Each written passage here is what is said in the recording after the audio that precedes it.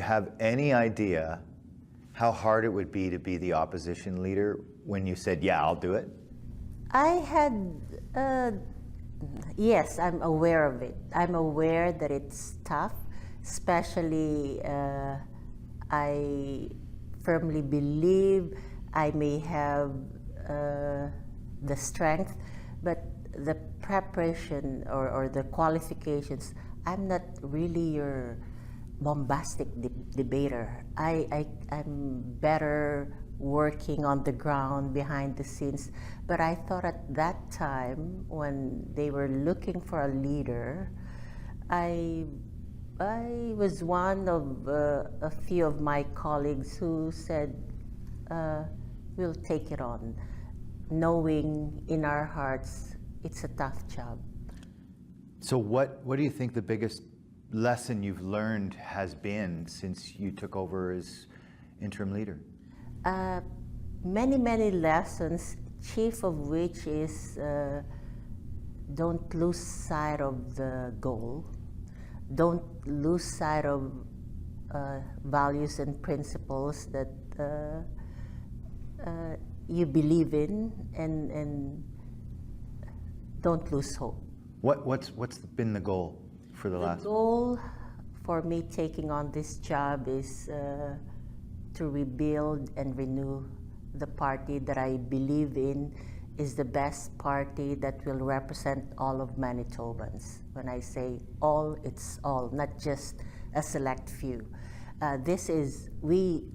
NDP is the party that will represent women, will represent children, will represent the elderly, will represent all of the diverse populations of Manitoba, will champion the North, will be the ally of First Nations, Aboriginals, new immigrants.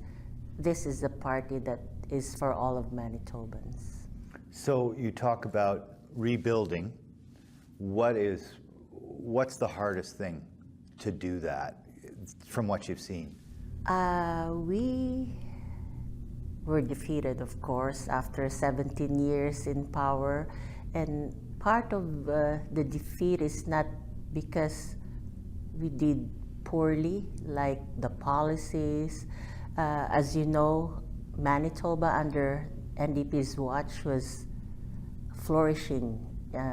We did have a deficit, but the economy is considered by or judged by, say, Conference Board of Canada as second best performing economy in all of Canada. Our unemployment was second lowest. People were working and communities are being supported, schools, and you see buildings, you see hospitals being built, schools, and businesses are coming and they're setting up business here.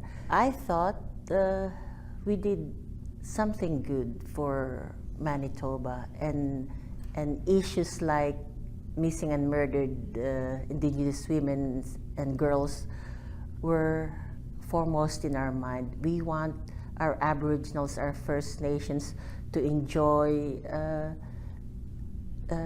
what others are enjoying in terms of opportunities. But you acknowledge that you lost and that you have to rebuild. So I'm curious, what's the biggest challenge to rebuilding?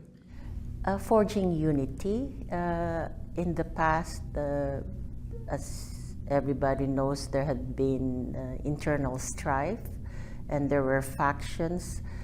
I thought this position could help bring those differing factions.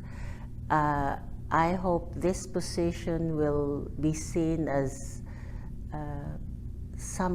the place for membership to really see the value of moving forward, setting aside whatever has divided us before, and really work as one, because we have a common enemy.